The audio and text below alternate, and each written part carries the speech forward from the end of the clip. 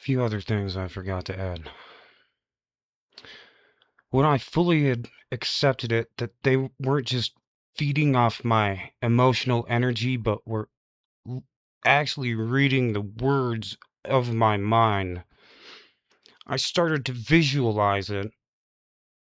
It gave me some kind of ability to do it. I started to visualize it like a telephone. You know how a telephone has two parts, a receiver and a transmitter. One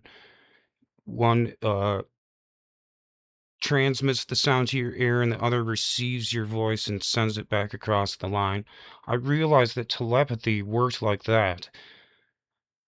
In my mind, anyways, I could visualize it, and that what had happened to me was I'd become a very rough bump, a great disturbance in an otherwise smooth reality, where I was like this kind of megaphone that was blaring my mind to the world while being deaf at the same time. So while I'm still living back in Michigan, Eaton Rapids, Michigan, I'm starting to actually hear them as they're talking to me telepathically. Like, for one example, I remember really clearly I was laying down to take a nap in the middle of the day, and I suddenly heard, right before I was about to fall asleep, I suddenly heard, "Look out! Your worst enemy is right behind you!" Pow! Sorry about the mic feedback. Sorry about overloading the sound there. Like a gunshot in my mind. Jerked me awake. And I knew who it was. It was the owl that lived out back behind my house. And I had one of the trees I chopped down when I thought I was losing my mind because they wouldn't stop talking to me. It was the tree that he lived in was his home. And so he didn't, by then, he did not like me. He wanted me to leave. "Look out, your worst enemy is right behind you." Pow! A full sentence and a sound like a gunshot that jerked me up out of bed, and I couldn't fall asleep anymore. That was the end of my nap. I started to hear them too. So, I'll tell you about the last time I heard him speaking English to me. It was after I'd moved out here to my new home, and I have a river that's in my front yard. It's got some kind of algae in it because it's always 80 degrees, 80-degree water in the middle of the summer.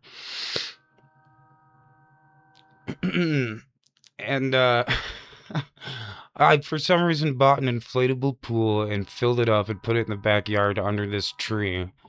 And I'd gone out there, and it's pretty secluded spot, so I'd taken my swimsuit off, and I heard a bird out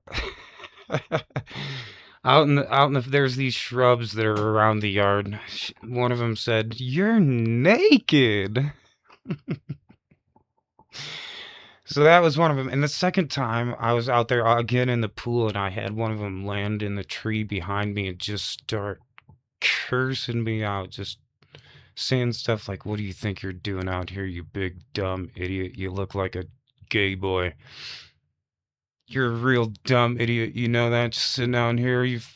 He just tore into me for minutes, and as soon like, cause they talk real fast, so it'd take me a while to kind of translate and realize what he'd said to me. As soon as I realized what he said, he'd just rip into me with the next line, just letting me have it. And that was when I first moved in here. And that was the last time I really heard him speak English. There's a happy little guy who lives in the tree in the front yard right there, right outside this window here. He's like, "Yep, yep, yep." He's just a happy guy.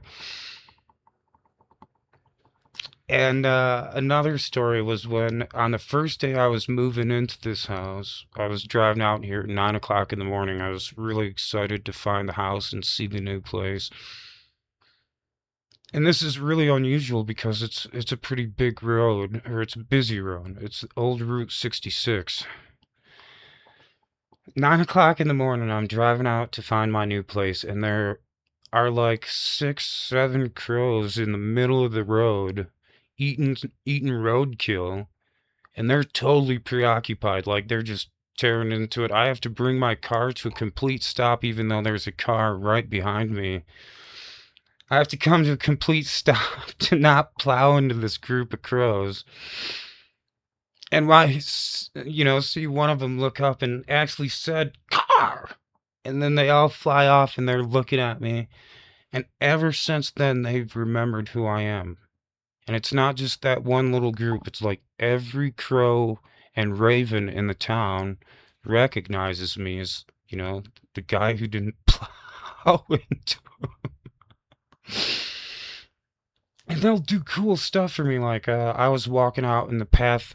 Right out in front of my yard is a path that just goes, there's no houses on it. It's like an empty road that just goes to some train tracks and keeps going. It's completely empty that I like to walk on. One of them, a big raven guy, he wasn't a crow. He was too big, I'm pretty sure. So it wasn't one of the birds that was in the group that was eating the roadkill, was just standing in the middle of the road or the path looking at me. Because one of the thoughts I have since we're friends is that I wish I could fly like them. Go fly with my crow burrows would be really awesome. And he showed me that he can jump like 6 foot vertical straight up in the air. Like that's all you gotta do, dude. You just gotta jump 10 times your body length straight up in the air, and then you'll be able to get started on flying. And he stood like right there in the path in front of me and did it. And I walked past him and he just stood there like he's not afraid of me at all. I'll go to Walmart and a crow or a raven will come land on the roof and walk over to the edge of the roof and kind of look down at me as I'm sitting in my car waiting for an oil change.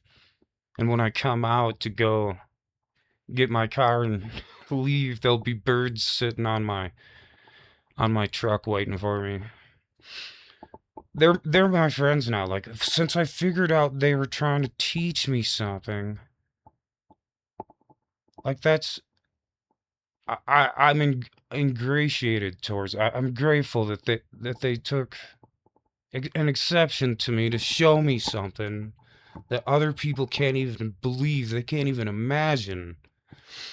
I'm glad to know it. I'm grateful that they showed me. I would like to know the truth of all things, despite whatever consequences it might put on me personally. To know the truth is a really powerful thing. And since then, they've been my friends, and that's why I'm out here in the desert, and I want to plant like 50 trees and a bunch of berry bushes. I've already got it started planting trees and berry bushes in my yard as an apology to make this kind of oasis out here as the coolest place they can think of in the state, and they'll remember that cool guy who did all that work for him and actually figured out what they were trying to tell him and did something about it. I wish I could do more, but I'm kind of a solitary person, so my ability to influence the world and you know do a Greta Thunberg type movement is pretty limited. I don't really like people as much as they don't like me. And I have a beautiful life now. I put peanuts out and bits of beef jerky for the crows, and I put seed out for the birds. And in the summer, I put out nectar for the hummingbirds. Like it's great. We're having a great time here. I do kind of have this, longing and a sense of regret that I wasn't able to bring someone with me to this kind of island paradise to share this life with me, that this new life that is just awesome. And I feel that sense of longing like I just had to completely cut off all my ties to other humans for my own good and for their good. And now that I finally done it, I'm like 45 and it's kind of too late to get started learning how to socialize again. So I'm sure I'm forgetting something else, but I had to include those the last 3 bits. Thanks.